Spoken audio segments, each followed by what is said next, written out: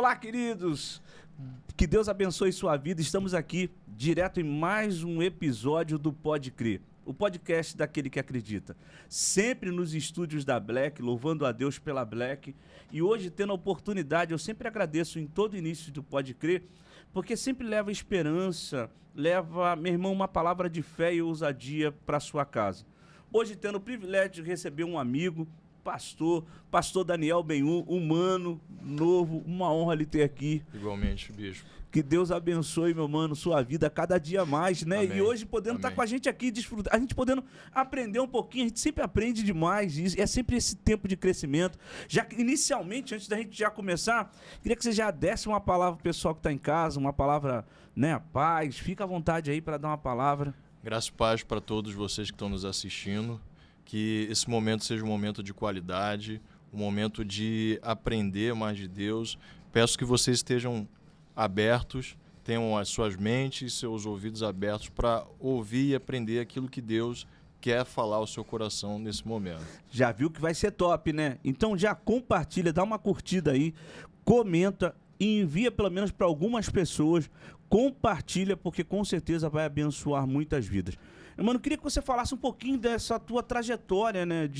Hoje a gente já se conhece há muito tempo, então é mais difícil pra gente, mas as pessoas estão em casa, conhecer um pouquinho do Daniel Benhu, hoje pastor, mas antes, como é que foi essa questão da conversão, seu início? Contasse um pouquinho da sua trajetória. Então, eu tenho 37 anos de evangelho, Uau. Nascido e criado no evangelho, filho de pastor, filho de mulher de oração, e toda a minha vida foi dentro da igreja, acompanhando os meus pais, acompanhando a luta do meu pai para poder conseguir chegar até o ministério, porque a nossa igreja ela tem alguns processos para você conseguir a ordenação. Então tem seminário, 5 anos estudando, depois todo um tempo até chegar à ordenação. Gostaria até de abrir um parênteses aqui, eu ainda não sou um pastor ordenado, tá? Eu já concluí o seminário, já fui licenciado, estou aí em vias de ordenação. Já. Graças a Deus, o tempo está chegando. O tempo está chegando. Mas é importante que a gente ponha esse parêntese, e eu sou muito orgulhoso da minha igreja, de todo o processo que nós temos, de toda a organização que nós temos. Seria até legal falar de qual igreja que é, né? O pessoal saber. Sim, eu sou da Igreja Presbiteriana, membro da Terceira Igreja Presbiteriana de Nilópolis, pastor Ademar, do Presbitério de Nilópolis, Sínodo do Nova Iguaçu e Igreja Presbiteriana do Brasil. É importante fazer toda essa escala, porque nós somos assim. Eu fui criado assim e eu gosto muito disso. Eu acho que é importante, cada igreja tem a sua tradição, Sim. Cada igreja tem a sua história. Nós somos de uma igreja histórica, Nós somos oriundos, para nós, diretamente da Reforma Protestante. Então, nós queremos trazer a nossa história junto conosco. Nós avançamos, nós vamos crescer, nós vamos para frente, temos todo um futuro, mas nós, de forma nenhuma, deixamos o nosso passado, nós, de forma nenhuma, deixamos a nossa história. Uau. E a nossa história é ligada à Reforma Protestante e à Palavra de Deus. A Reforma Protestante veio para isso, para retomar a Palavra de Deus, para fazer com que o povo tivesse acesso à Palavra, para que o povo pudesse autoavaliar, autoexaminar a Palavra. Então, nós gostamos disso e é por aí o nosso caminho. Deixa eu pegar um gancho que você falou agora, dessa questão de levar. Você veio de uma família com um pai pastor, uma mãe de oração, todo esse crescimento, esse posicionamento na família, foi isso que te levou a querer ser pastor também? Eu nunca quis ser pastor. É mesmo? Isso é importante. Isso é importante ser falado. Eu entendo que o pastorado não é por vontade, não é por querer, é por chamado. E quando nós somos chamados, quando nós somos vocacionados, a gente obedece, cumpre e se dedica para fazer o melhor. Aquele que quer ser pastor, eu acho que ele não entende, não tem a experiência do que é o pastorado. E eu já tinha a experiência pelo meu pai. É por isso que eu falei. Então eu nunca quis ser pastor. Já ver aquela experiência da visibilidade, de ver como é que era e acompanhar. Sim. Porque o seu pai construiu várias igrejas, ele veio construindo um legado fantástico. E eu fiquei imaginando, eu falei, como é que foi esse desejo, assim, como é que foi esse chamado Então, para o Ministério Pastoral? Com 12 anos de idade, eu recebi o chamado dentro de um evento que teve na Igreja Presbiteriana de Mesquita. Evento tradicional, Legal, mês de cara. agosto, mês de missões. Uhum. E aí tem todo aquele mover. E aí, naquele momento, eu recebi o chamado de que eu precisava ir para as nações. Uau. Hoje eu ainda não vejo essa possibilidade, esse Uhum. caminho ainda não se abriu, mas eu acredito que esse momento vai chegar, esse momento dentro daquilo que Deus planeja para a minha história de vida, para aquilo que Ele quer. Mas eu entendi também que eu não poderia ir para as nações sem ter toda a dedicação, todo o estudo, tudo aquilo que a minha igreja proporciona, tudo aquilo que a gente faz como igreja. Sim. Então, desde os 12 anos, eu venho lutei mais ou menos até os 27 anos para não ir para o seminário, para não fazer, negando tudo e recebendo oração, imposição de mão, vai ser pastor, e eu não vou. Desde antes dos 12 anos, aquelas orações que as irmãs botam a mão na cabeça, Senhor, aqui está um pastor, eu falo, não está não. Mas assim, Deus chama, Ele capacita, Ele responsabiliza, a obra é dele, a história é dele. A gente só está aqui para dizer, eis-me aqui. Fantástico. Então, chegou o momento, Uau. entre 26 e 27 anos de idade ali, quando eu vi que a coisa estava se aproximando. O que eu pedia para Deus? Deus, eu quero ter uma família, Uhum. eu quero ter uma faculdade, eu quero ter uma profissão. Eu vou ser pastor, mas eu não quero fazer só isso. Uhum. Não que seja pouco, mas eu precisava ter uma outra situação. E Deus me deu a graça de conseguir terminar minha faculdade. Eu tinha medo de não terminar. Deus. Tinha medo de chegar lá no 5º ano Uhum. e ele falar assim, agora você para com isso, agora é a hora de você ir para o seminário. Mas tudo isso aconteceu dentro dos planos de Deus, então eu me formei, constituí família, consegui Essa questão da avançar faculdade, bastante. fala um pouquinho sobre ela, até para o pessoal saber o que você desenvolve profissionalmente, o pessoal está em Tá. casa, conhecer um pouquinho da história, né? Porque eu sei que foi paralelo a isso que também veio o Ministério Pastoral. Sim, sim. Né? Então fazer esse paralelo aí, essa lembrança para o povo que está em casa e às vezes em dúvida do chamado, já entender que quando Deus chama, Ele vocaciona, capacita e direciona. Eu acho muito importante, tá? Isso que eu vou falar agora gera até um certo questionamento e alguns que entendem que o pastor ele só pode ter essa vocação. Uhum. É até algo muito comum dentro da minha igreja. Mas hoje começa a se entender que o pastor ele pode ser bivocacionado. Uhum.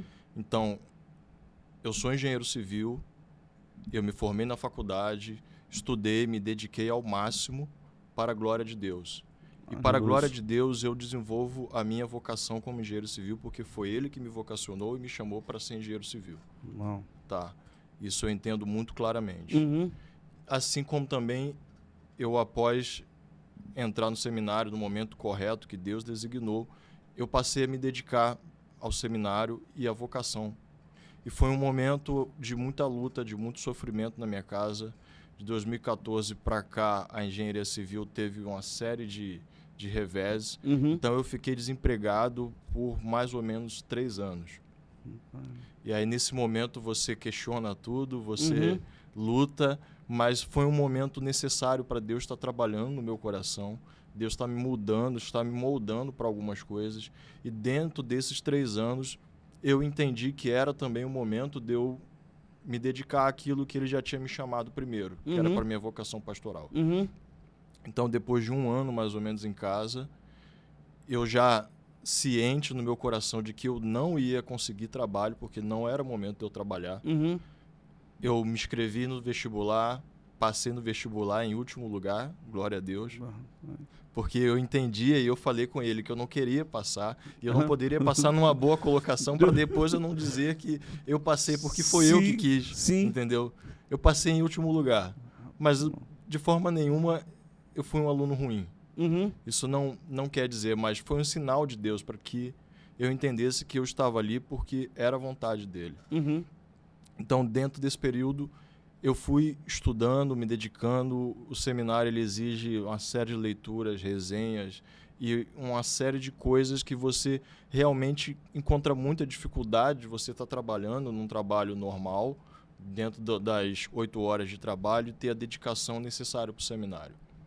Então, eu me dediquei ao máximo dentro desse período que eu estive ali, e para mim foi muito mais difícil e muito mais exigido no seminário do que a engenharia. Sim. Tá?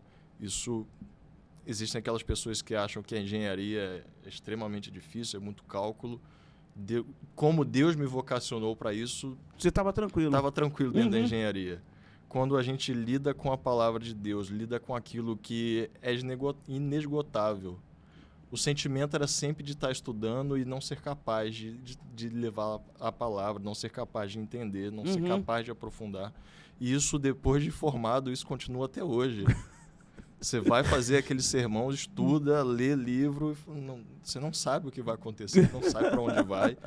Não vai dar, não vai dar, não vai dar. E chega o momento de você terminar o sermão. Eu achei isso fantástico que você estava falando. Então, naquele período que seria um período de crise, que foi um período difícil, reacendeu essa chama, foi um entendimento. Então, esse processo te levou a se reinventar no Senhor. Sim, sim. Olha que fantástico isso. E quantas pessoas, às vezes, estão em casa, atravessando essa mesma luta, passando por essa dificuldade, sendo que você percebeu, não, minha vida está na mão do Senhor, Ele vai me guiar sempre para o meu destino certo. Sim. Quantas pessoas estão em casa parada, dizendo, Senhor, me ajuda, podendo se reinventar também. Porque isso é fantástico. Você falar assim, não, eu vou fazer e vou vencer e vou atrás.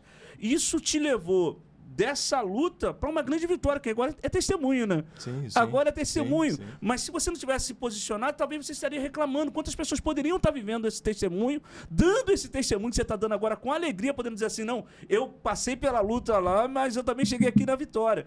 Queria aproveitar que você comentasse um pouquinho mais sobre isso, que eu achei muito fantástico essa ideia. Como é que Deus pega, realmente, ele te permite passar algumas situações, né, para te levar para o propósito dele.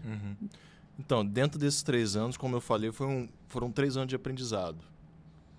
Eu estava desempregado em casa, mas eu nunca deixei de trabalhar. Glória eu a Deus. Acordava cedo, eu estudava, eu fazia curso. Quando apareciam algumas pequenas propostas de fazer trabalho freelance, eu fazia como se eu estivesse fazendo para uma grande empresa. Uau! A minha área de dedicação maior é de engenharia de custo, de orçamento. Então, eu fazia orçamento de obras de 100 mil como eu fazia para obras de 100 milhões, do mesmo jeito. Uau! E eu estava lidando com essa crise se era isso mesmo que eu devia fazer. Até que eu busquei um profissional, tá? Falei com o reverendo Ademir, um amigo, e eu falei com ele, cara, eu preciso de orientação profissional porque eu quero mudar de carreira. Ele falou comigo assim, não, você não vai mudar de carreira. Você já tem a sua formação, já tem a sua trajetória, é para isso que Deus te fez, continua aí porque você já está pronto.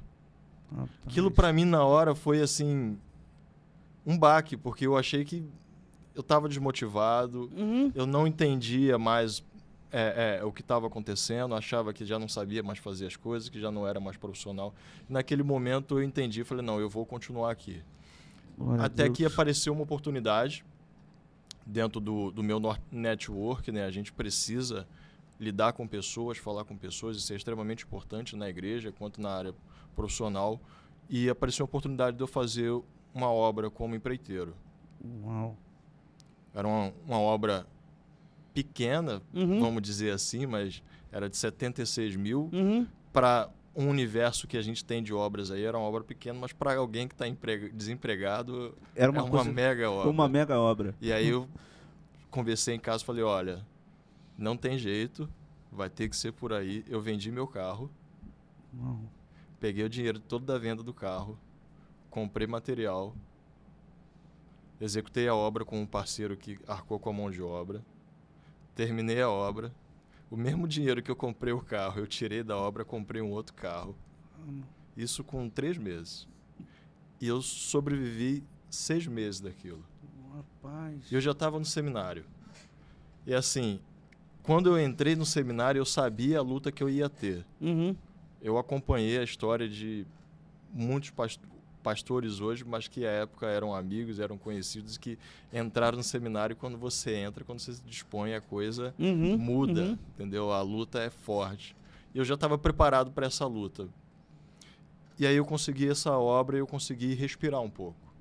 Glória e aí a eu fui Deus. retomando o meu entendimento como profissional, fui me reconstruindo até que eu consegui um segundo contrato. E aí eu já estava um pouco mais folgado, consegui desenvolver. E aí a coisa foi andando. Depois eu consegui um contrato com uma empresa multinacional que eu estava prestando serviço para eles. E aquilo ali para mim foi uma maravilha. Alguém me ligaram no sábado, falaram, olha assim, olha, tem uma vaga para você, o salário é X, não vamos falar, o salário é X, e eu tava olhando, gente, eu vivo com muito menos do que isso. Falei, não, dá sim, sou dá eu sim. mesmo. E aí eu fiquei mais 4 meses naquela multinacional ali, nesse processo de me reconstruir como profissional. E aí veio um baque. A multinacional perdeu o contrato e eu fiquei a ver navios de novo e eu já estava no final do 4º ano do seminário. Meu Deus. Aí eu falei, Deus, vamos embora. A gente chegou até aqui, vamos caminhar. Eu recebi uma proposta de emprego para ir para o Nordeste. Ganhar também um bom salário, fazer uma grande obra, mas aquilo ali eu precisaria deixar o seminário. No momento ali a gente se questionou muito, aí eu comecei a questionar a vocação como pastor, mas Deus falou no meu coração que eu precisava ir. Então eu concluí ali rapidamente o final do 4º ano. No último ano do seminário, eu deixei o seminário e fui para o Nordeste. Fui para uma empresa fazer uma grande obra, receber um excelente salário, morar a 2 minutos da praia, Rapaz. apartamento com piscina, carro pago, combustível pago, apartamento pago pela empresa, e não estava feliz. Não, as coisas não se encaixavam. Não se encaixava, não estava certo. Não era aquilo. Como profissional era para eu estar extremamente realizado. Poder dizer assim, não, agora tô resolvido. Mas não era. E ali foi o momento de eu entender que eu era bivocacionado. Uau. Entrou a pandemia, para a glória de Deus. Até tem o diretor do seminário à época falou que eu fui a única pessoa que tem que agradecer a Deus pela pandemia. Então, quando entrou a pandemia em março, o seminário começou a ser online, que era só presencial. Eu fiz o 2º semestre do último ano, em março de 2020. Uau. E aí... Isso você estava lá no Nordeste? Eu estava no Nordeste, eu estava em fazendo São Luís, fazendo seminário aqui no Rio. Online. Era uma possibilidade zero em 2020. Disso acontecer? 2019 disso acontecer. Hoje é muito comum estudar online. Na época não existia essa possibilidade. Sim. Então eu concluí o 2º semestre lá e feliz da vida, porque eu estava ganhando bem, casa, e fazendo aquilo que Deus tinha me chamado para fazer. Então essa é uma experiência que eu acho que eu preciso contar e as pessoas precisam entender isso. Chegou 2021, como a família foi comigo para o Nordeste, a gente ficou o tempo inteiro em casa, só eu que saía. E ainda pôde levar a família? Não, eu levei família. Todo mundo? Eu levei família, sogra, só não levei a minha mãe, ela não me perdoa até hoje, por isso eu tenho certeza. 2021, quando eu voltei para ficar de férias, eu já tinha comprado a passagem de todo mundo para vir, para voltar, e a minha mãe ia com a gente, ia ficar um período lá. Mas eu tinha falado na empresa que eu tinha o desejo de trabalhar no Sudeste. Sim. Quando eu fui contratado, a empresa não tinha nada no Sudeste. Ela começou a ter contratos no Rio. E aí, eu aqui de férias, o dono da empresa me liga e fala, você vai ficar no Rio. Uau. Aquilo ali, na hora, foi assim... Bênção de Deus. Eu esqueci as passagens que eu tinha comprado. Tu começou a fazer festa. Esqueci tudo. A única coisa de ruim é que minha mãe não foi pro Nordeste. Mas assim, foi excelente para mim aquilo. Mas que lição de vida. Você percebe quantas pessoas às vezes menosprezam os pequenos começos, os pequenos detalhes. Não, eu estudei, quero o maior. E não entende que são nesses pequenos que Deus vai acrescentando na sua vida até te levar ao destino que Ele quer, né? Que Ele projeta para a sua vida. Então, você que está em casa aí, está assistindo, está se identificando, já curte aí, comenta, compartilha, manda para algumas pessoas. E mais do que isso, já coloca aí no comentário quanto você está sendo abençoado. Talvez a sua história pode se encaixar um pouquinho nisso. Quantas pessoas que às vezes estão lá, são formados, têm faculdade, mas pararam. Não, só vou se for para uma grande, mega empresa. Não percebe? E hoje Deus está usando a sua vida para essas pessoas, para poder dizer assim, não, eu vim pequenininho. Né? Até onde Deus queria me colocar. Isso aí é fantástico. Mas continua falando que eu estou aqui apaixonado pelo testemunho. Essa questão de ser pequeno, acho que é importante. A gente que... E deixa eu falar uma coisa aqui. O pequeno e grande vai da proporção de cada um. Você disse um ponto atrás, você falou assim, não, eu estava fazendo algo muito simples aos olhos das pessoas, mas para mim era gigantesco. Né? Então, assim, são nesses treinamentos que Deus vai te colocando. Eu sempre digo isso, tudo que a gente faz, por isso que eu fiz questão de colocar essa questão de pequeno e grande, não existe nada pequeno dentro do que você está fazendo, porque tudo que a gente faz é grande. Né? Porque tem um montão de gente que não tem coragem de fazer o que você teve coragem de fazer. Né? Largar tudo, abrir mão de tudo, vender seu carro para investir num projeto que eles considerariam pequeno, mas que traria experiência gigantesca mais à frente, para te colocar onde Deus te colocou. Rapaz, eu tô aqui, eu sou suspeito. Essa questão de fazer pequeno ou grande, isso eu aprendi com a minha mãe, aquelas coisas que mãe sempre fala. Tudo que... Ela sempre falava comigo, isso é um versículo bíblico. Tudo que você colocar a mão, faça o melhor, como se fosse para o Senhor. Uau. Isso minha mãe falava e eu fingia que não ouvia, como um bom filho rebelde. Mas depois eu falei com ela, olha, isso, aquilo que você ensinava, embora parecesse que a gente não estava ouvindo, nós estávamos ouvindo. Uau, nós estávamos ouvindo. Então não tem coisa pequena ou coisa grande. A minha dedicação e acho que a nossa dedicação tem que ser a mesma. Porque a gente faz para o homem e é como se fosse para o Senhor. Quando nós servimos ao nosso irmão, nós estamos servindo ao Senhor. Isso é bíblico. A Bíblia está recheada de exemplos disso e de ordem para que a gente faça o melhor. Então, se é pequeno ou grande, se é barato, se custa, não importa. A sua dedicação tem que ser a mesma. E hoje eu sou muito valorizado onde eu trabalho, onde eu estou. Por conta disso. Por conta disso. Porque não tem pedido pequeno, não tem serviço feito de qualquer jeito. Você está ali, fazendo com toda a tua força. Isso, importante ou não, é o melhor que eu faço. É o melhor que eu faço. Até essa questão da pandemia, a gente estava tocando nesse ponto da pandemia, que foi um divisor de águas. Né? A pandemia, realmente, ela teve essa capacidade de levantar pessoas. Foi através desse momento que a pandemia surgiu que você começou a fazer a faculdade à distância, porque até então nunca existiu. Não tinha essa possibilidade. E Deus te indicar para aquilo, porque o teu coração não estava... Tu estava bem, estava olhando para tudo acontecendo, está realizado, tem carro, tem casa, família está toda ali, e você olhando para a situação dizendo assim, pô, eu estou bem, mas está faltando alguma coisa. Aí Deus permite algumas coisas, essa permissão, e vem um ensino à distância e você fala, agora é minha vez. Sim. Rapaz! Isso foi... Pandemia, para mim, foi realmente esse aprendizado. E mudou muito. Mudou muito a igreja, mudou realmente o mundo, e a gente precisa hoje estar preparado para esse novo mundo. A gente precisa estar entendendo quais são os anseios das pessoas, e a igreja deve responder aos anseios das pessoas. Eu tenho uma observação, isso eu não vi em livro nenhum ainda, mas é uma análise minha, que no momento da Segunda Guerra, quando a Europa passou por tudo aquilo, a igreja se calou. E algumas vozes que tinham da igreja eram vozes da hoje chamada teologia liberal.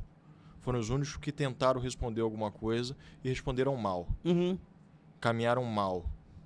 Aqueles que tinham sua teologia firmada nos princípios reformados, em tudo, se calaram.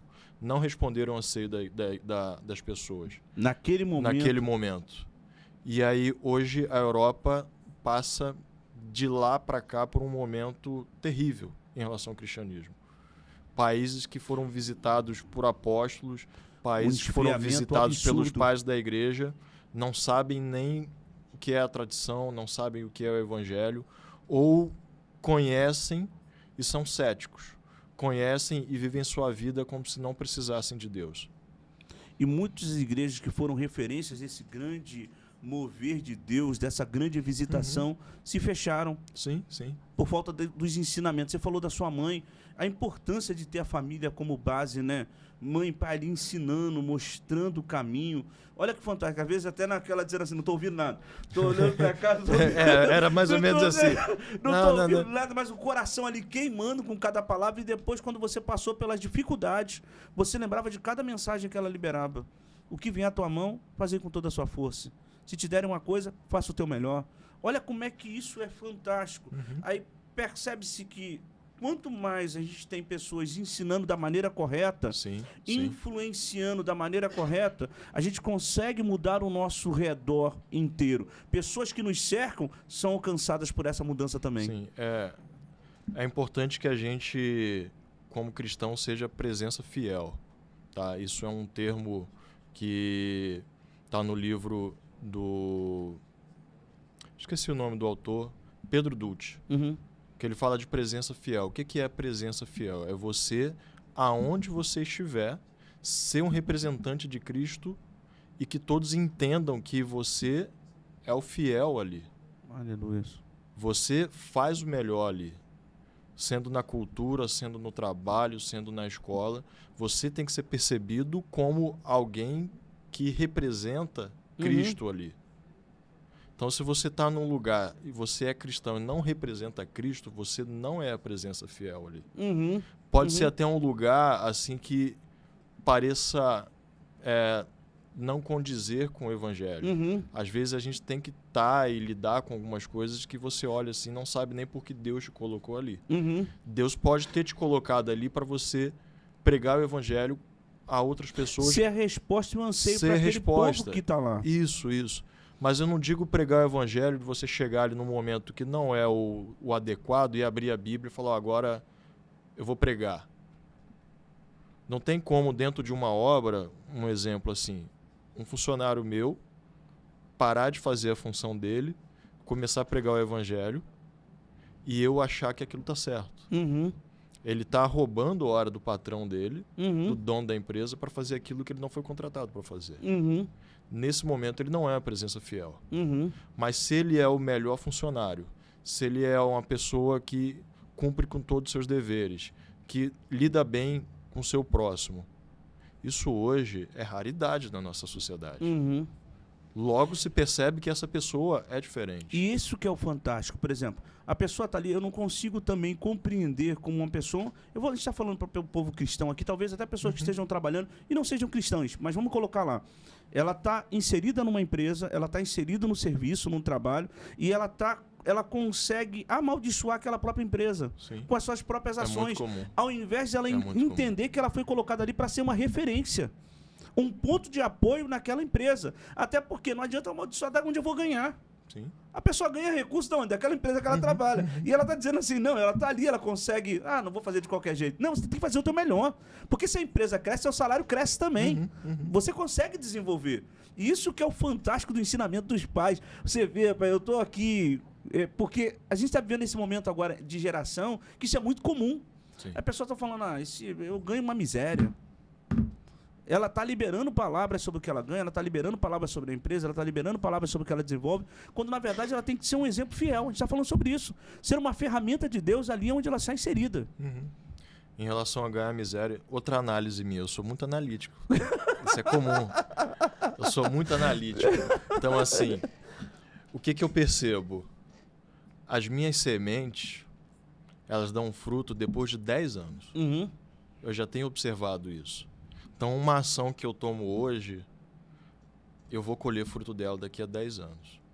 Isso eu tenho observado na minha vida. Pode ser que na vida de outras pessoas seja diferente, mas essa é a minha análise da minha história.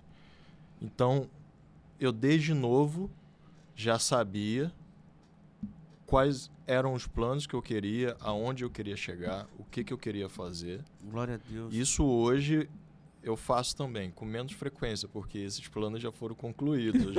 Eu preciso de novos desafios. Então, assim, eu tracei uma linha de planos e analisei, olha, o que eu preciso fazer para chegar em tal lugar? O que eu preciso fazer para ter um bom salário? Uhum. O que eu preciso fazer para cumprir os meus objetivos? Eu não tenho sonho. Eu falo isso muito dentro de casa. Eu não tenho sonho nenhum.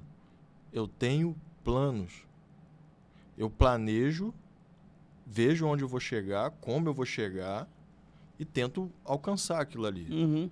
Quando você fala sonho, é uma coisa assim muito abstrata. Você vai fechar os olhos e vai acontecer. Uhum.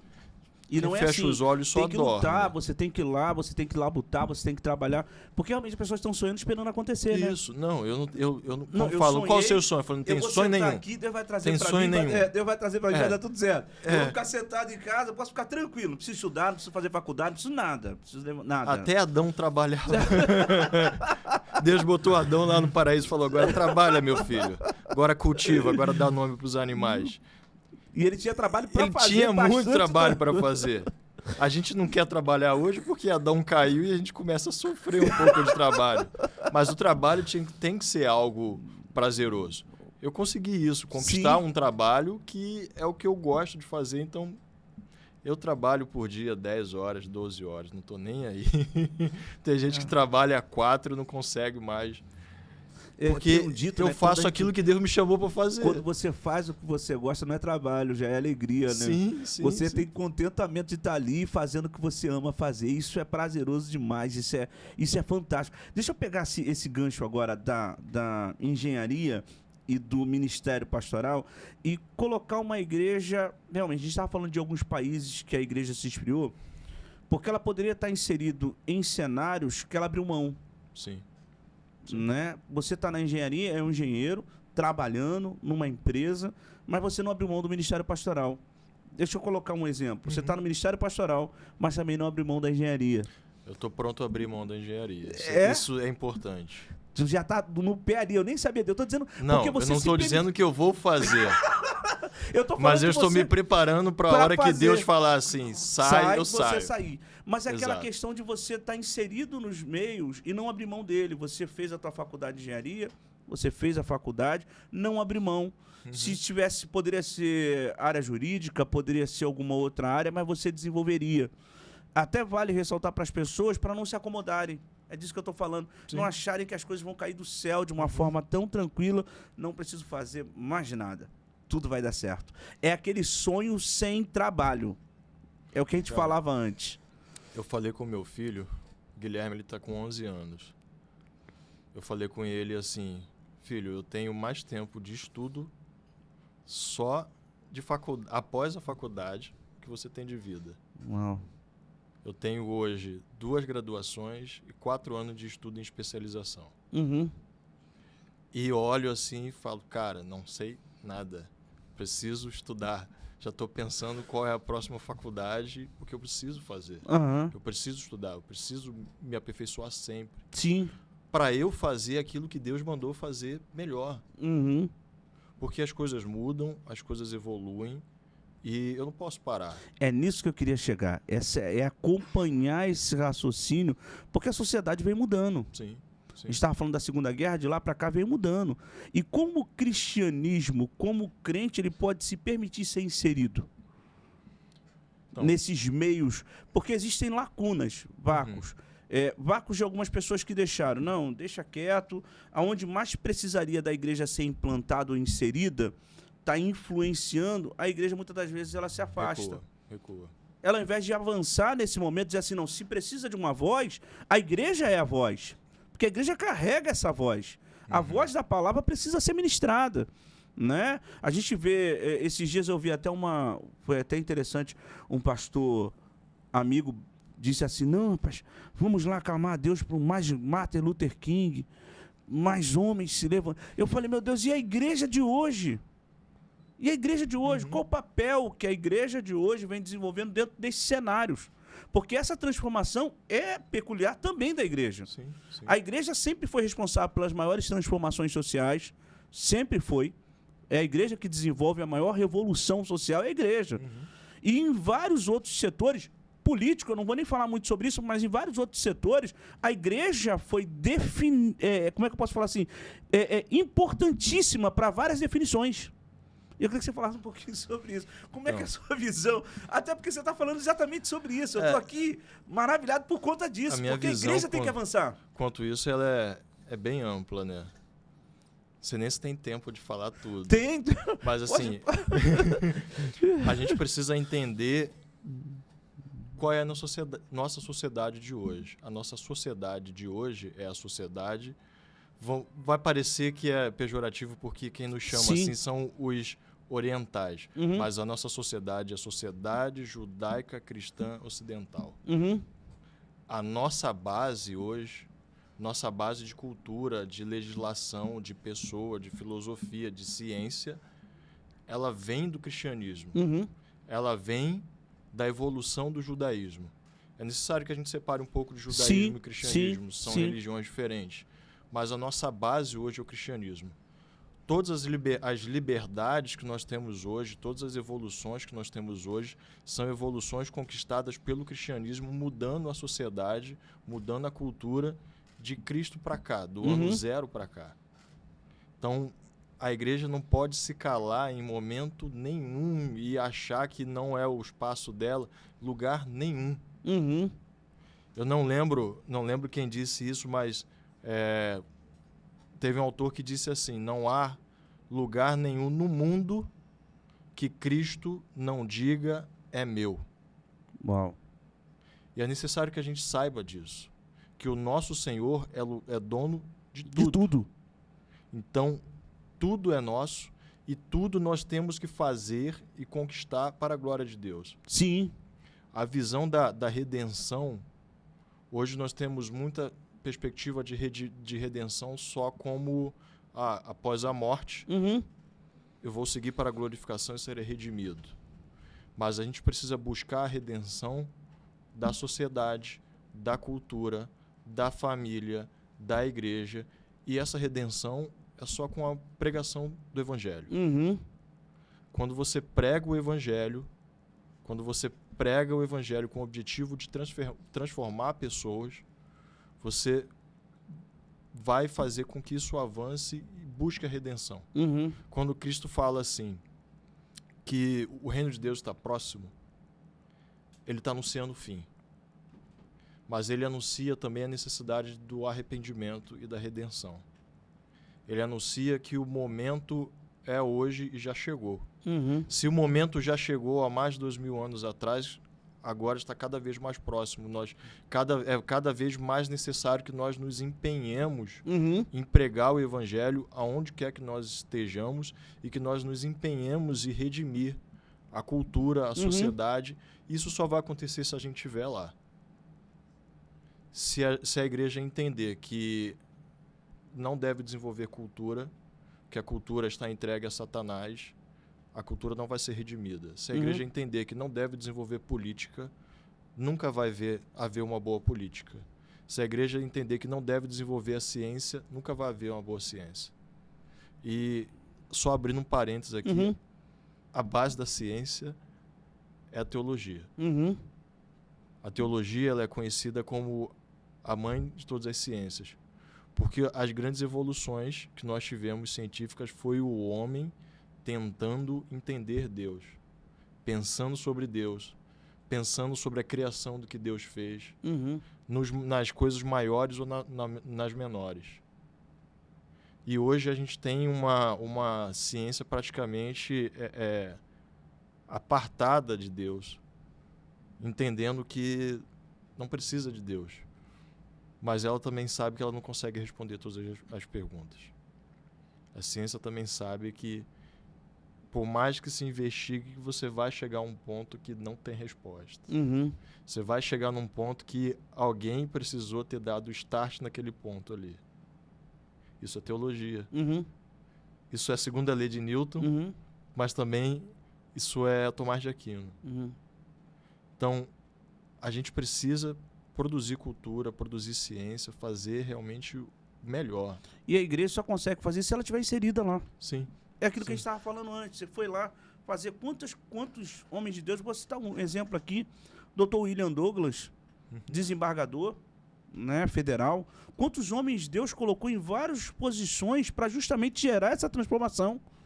E está fazendo um trabalho fantástico, levando o Evangelho de Cristo.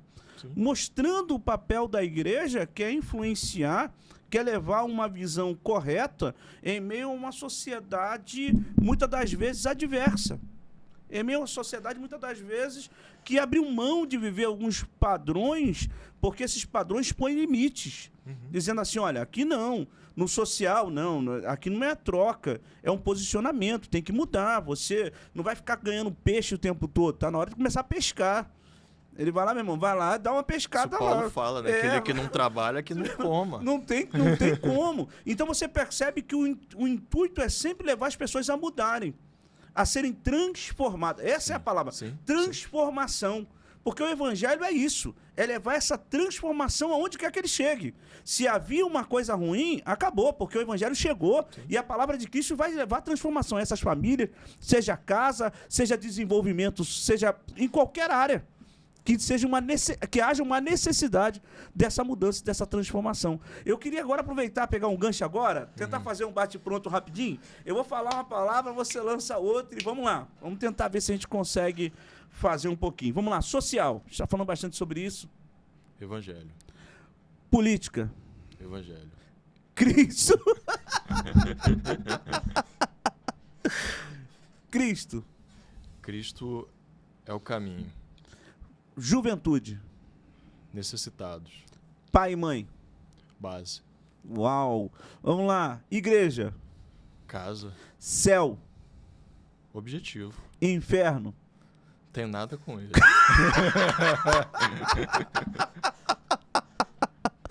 Eu sempre falo sobre a importância de fazer esse bate-pronto aqui, muitas das vezes, porque essa resposta pode definir a sua decisão. Né? Essas suas respostas agora podem estar ajudando pessoas a se definirem. Tem gente que está afastada, eu achei muito fantástico o inferno. Não tenho nada com ele.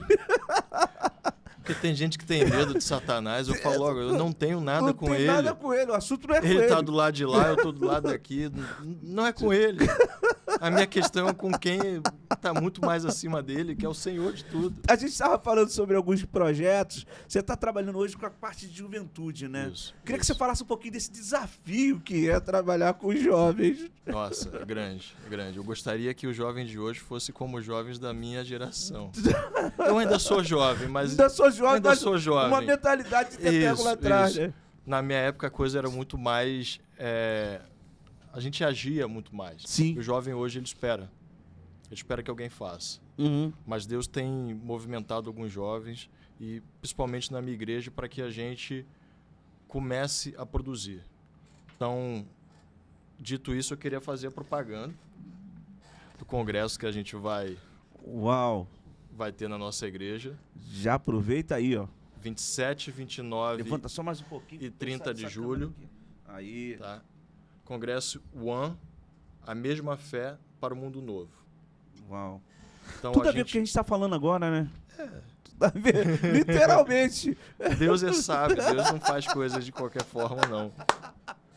A gente que não conhece os caminhos, mas ele já sabe de tudo. Literalmente o que a gente está falando. Mas fala um pouquinho sobre o congresso. Então, qual é o objetivo desse congresso? A gente quer produzir uma geração que consiga realmente, com base naquilo que nós temos de teologia, nós temos de igreja, nós temos de família, com os princípios reformados, possa avançar e possa estar num mundo novo. Que o mundo hoje ele é novo todo dia. Sim. Todo dia. Mas a fé tem que ser a mesma. O mundo é novo, mas Cristo não. Isso faz até parte do hino da UMP, que é a União de Mocidade Presbiteriana. O mundo muda, mas Cristo não. Cristo não muda. E hoje nós temos jovens numa sociedade que é fluida, que parece que tudo pode mudar, tudo não tem mais absolutos, tudo é relativo. Tudo pode ser relativo. A verdade não é relativa. A verdade é absoluta. É absoluta. E toda a verdade é verdade de Deus. Então a gente quer com isso? Fortalecer a base dos nossos jovens e incentivá-los a produzir. Produzir cultura, produzir música, produzir ciência. A estarem no mundo. Não ter esse dualismo de, durante a semana, ele está fazendo uma coisa, ele está estudando, e só no sábado e no domingo que ele está na igreja. E aí vira a chave. Não, eu sou crente, sábado e domingo, durante a semana eu não sou. A gente precisa viver uma vida só. Qualquer coisa diferente disso é esquizofrenia. A vida é uma só. Nós somos um só. Por isso que o nome é One. É um só Deus, uma só fé, um só batismo, um só Pai, uma só pessoa. Nós somos uma unidade como igreja, e nós somos um como pessoa. Glória a Deus. E aonde nós estivermos, nós temos que ser esta mesma unidade. Representar a Cristo, representar a glória de Deus onde nós estivermos. Como um. Glória a Deus. Então, se você está num lugar e as pessoas percebem que você é um com Cristo, você vai ser uma pessoa diferente. Você vai levar o evangelho com isso. Então, é isso que a gente está trabalhando nos jovens da nossa igreja. E agora a gente tem esse desafio, no final do mês agora, de dar o start no congresso. Porque o objetivo do pessoal lá, a gente está mirando bem alto. Tá? É congresso agora em julho, mas em setembro a gente quer fazer uma conferência. Glória a Deus. Com mais volume, e a gente já quer levar essa marca para produzir outros congressos e outras conferências no ano que vem. É literalmente o que o Romanos diz, né? Transformar a mente, mas com uma fé consolidada. Sim. É você entender que você pode ser inserido porque a sua fé, a tua base está firme. Sim. Você pode ser encaixado em qualquer setor e transformar qualquer lugar, mas porque a tua fé está estabelecida. É Cristo mesmo sendo o centro. Né? Isso... Quer comais, quer bebais, quer passar qualquer coisa para a glória de Deus. Isso é importantíssimo. Isso é importantíssimo. A gente não pode fazer coisas e achar, não, aqui Deus não está. Não, aqui não é para a glória de Deus. Se não é para a glória de Deus, só pode ser para a glória de Satanás. Não tem meio termo. Não tem meio termo. Ou é um ou é outro. Ou é um ou é outro. Não tem um mais ou menos. Mais ou menos, morno, sim, vomita, né? Exatamente. Apocalipse fala isso muito bem claro. Exatamente. Ou frio ou quente. Morno eu vomito. Então, tá aí um desafio. Escolha onde você vai estar. E é um texto um pouco forte, mas fala assim, se você é sujo, suje-se mais. Mas não é que você vai se sujar mais e... Não. Para que você realmente possa chegar ao ponto de ver que não dá mais para estar ali. Entendeu? Mas se você é limpo, se purifique cada vez mais. Busque mais isso. Existem muitos textos bíblicos que dão essa opção, né? Vida ou morte. Escolhe. Não tem meio termo, não tem morto-vivo, não tem Walking Dead. Não existe isso. Não existe. A gente está vivo para Deus e morto para o mundo. Exatamente. E ponto. Isso já está definido, não tem meio termo. Não tem. É a questão do próprio filho pródigo, né? Que decide assim, mas já tô lascado, vou fazer mesmo o que eu tiver que fazer. E depois que ele se suja todo, que ele chega no fundo do poço, ele percebe que não era o lugar dele. Ele precisou chegar até lá. Tem gente que está se esforçando para chegar até lá. E tem gente que não precisa chegar lá. Que Deus abrevie esse tempo para a pessoa entender. E tem gente que não precisa. Depois dessa palavra, você não precisa chegar lá. Não. Não tente o Senhor seu Deus. Você para agora e volta para o foco que é Cristo. Exato. Então, tem essa palavra como exortação para não precisar chegar lá. Queria que você deixasse uma palavra para as pessoas que estão nos assistindo agora, já deixasse uma palavra para quem está em casa, né? Liberasse uma palavra. A gente está falando sobre tanto essa questão de posicionamento, fé, transformação, esperança, realização, conquista. Eu queria que você deixasse uma palavra para as pessoas que estão em casa. Primeiramente, eu queria agradecer a vocês por esse tempo, de vocês terem ouvido a gente até o final. Espero que Deus tenha falado fortemente ao seu coração e que nesse momento que nós dedicamos aqui seja um momento transformador, seja um divisor de águas, Glória seja a Deus. realmente um momento em que você ouviu algo que precisava Uhum. e saiba que foi Deus que falou ao seu coração. Glória a Deus. Não foi eu, não foi o Bispo Maurílio. Nós estamos aqui falando aquilo que o Espírito Santo coloca em nossos corações. Então, entenda que você está sendo impactado pela verdade do Evangelho. Glória a Deus. E aceite essa verdade do Evangelho, a única verdade absoluta Uhum. que nós temos é que Cristo morreu por nós. Sendo nós ainda pecadores, Ele morreu para nos libertar, Uhum. para nos salvar, para nos redimir. E eu peço que você não negligencie esse sacrifício. Não viva uma vida a esmo de qualquer jeito, não negligencie esse sacrifício e entenda que essa é a verdade do Evangelho. Você tem e deve aceitar Cristo como seu Senhor, entregar a sua vida a Ele e deixar que o resto é com Ele. É deixar o seu fardo com Ele, deixar o seu caminho com Ele, seguir o caminho de Cristo, que não vai ser um caminho fácil. A gente, às vezes, esquece de dizer isso. Mas é o único caminho que você já sabe onde você vai chegar. Já sabe qual é o resultado. O sol vem para o justo e para o injusto. Uhum. A dificuldade é para todos. Uhum. Mas o injusto não tem alguém por ele. E nós temos Cristo nos fortalecendo a todo momento. Então, aproveite esse momento agora e tome sua decisão. Se você está vivendo num caminho contrário, mude de caminho agora. Tem que ser radical mesmo. O Evangelho é sim ou não, não tem meio termo. E é isso que eu queria deixar para você nesse momento. Tome a sua decisão, siga o caminho correto e que o Espírito Santo ilumine a você, abençoe a sua família e esteja contigo daqui para frente e sempre.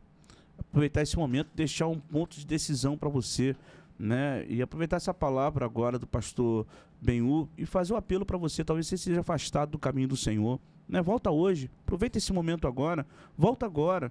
Bota aí, talvez, no comentário, não, eu me reconcilio, eu volto para Cristo. Talvez você nunca tenha aceitado, né? E hoje seja o momento da decisão de Deus para a sua vida.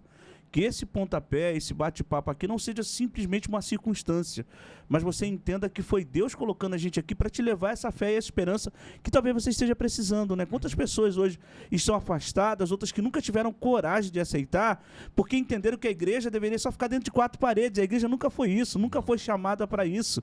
A igreja foi chamada somente para fazer isso, influenciar. Somos um só, mas para influenciar uma geração que precisa de uma igreja que se levante nesse tempo. Uma igreja atemporal que se levante para realmente gerar essa transformação e levar essa mudança, né? Que eu acho que é o mais fantástico de tudo, é levar essa mudança para as pessoas. E as pessoas podem ter, sim, Cristo como Senhor e Salvador e poder viver uma vida sarada, curada, restaurada. Que eu acho que esse é o centro do Evangelho.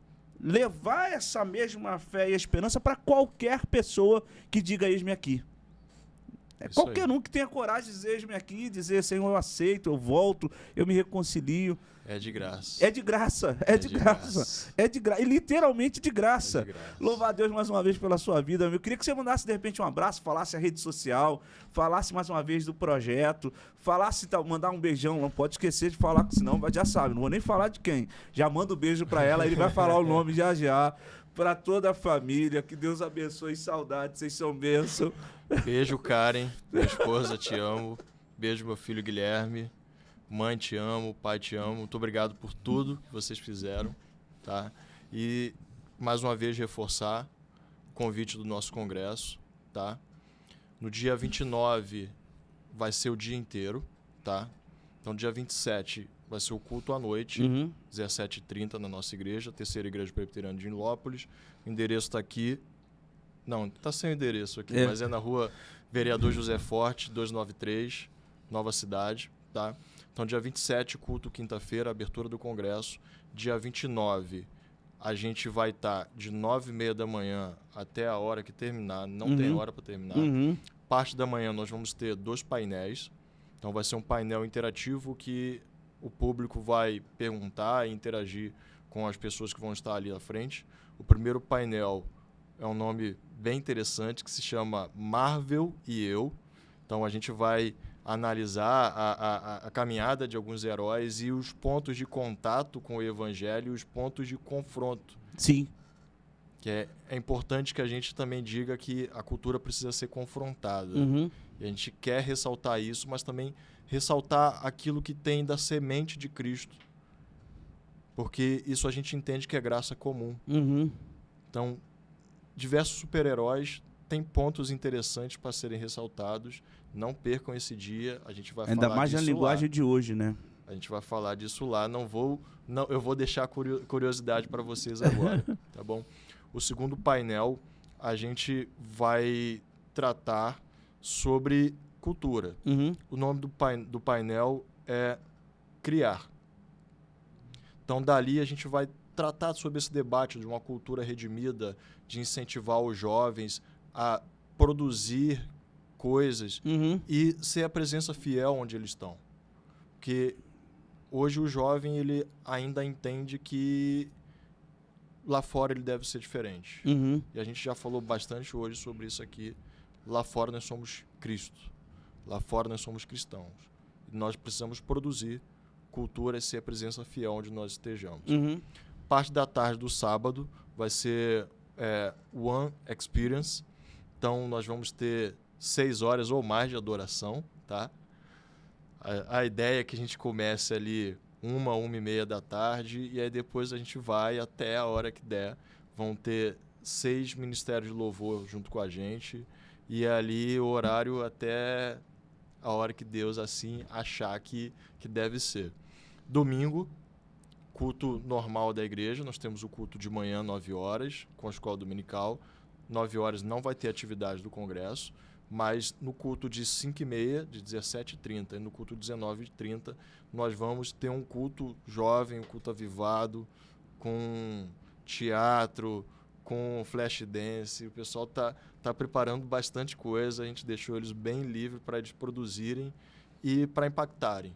Glória então, a Deus. Se você não tem a sua igreja, tá? Domingo é dia de crente, tá na igreja dele. Mas se você não tem a sua igreja, esteja com a gente lá e entenda o quanto a igreja pode ser diferente daquilo que você tem na sua mente. O quanto a igreja pode ser divertida, o quanto pode ser prazeroso para você estar ali. E o mais importante, que Deus está ali. Aquele que pode resolver todos os seus problemas, aquele que te ama acima de qualquer coisa, de qualquer pessoa, vai estar ali e está preparando um momento para se encontrar contigo. Então, vá no domingo, esperando que Deus fale com você. Vá quinta, vá sábado, para a gente trabalhar os temas, mas domingo é o culto especial para que Deus fale ao seu coração. Glória a Deus. E sem pressão nenhuma para você tomar a sua decisão. Te falou bastante disso, né? Mais uma vez, meu amigo, te agradecer. Muito obrigado por estar aqui hoje. Bicho. A você que nos assistiu até agora, curta, comente, compartilha, divulgue, fale o máximo de pessoas que você puder. Até o próximo episódio, sempre louvando a Deus por mais uma oportunidade, agradecendo a Deus. E deixa uma palavra de reflexão. Pode crer, é para você voltar a acreditar em alguma coisa. E se tem que acreditar, acredite em Cristo. Amém. Que Ele seja sempre o teu alicerce, a tua base, o teu conselheiro, direcionador e te mostre que o teu futuro será abençoado. Beijo no seu coração, até o próximo episódio.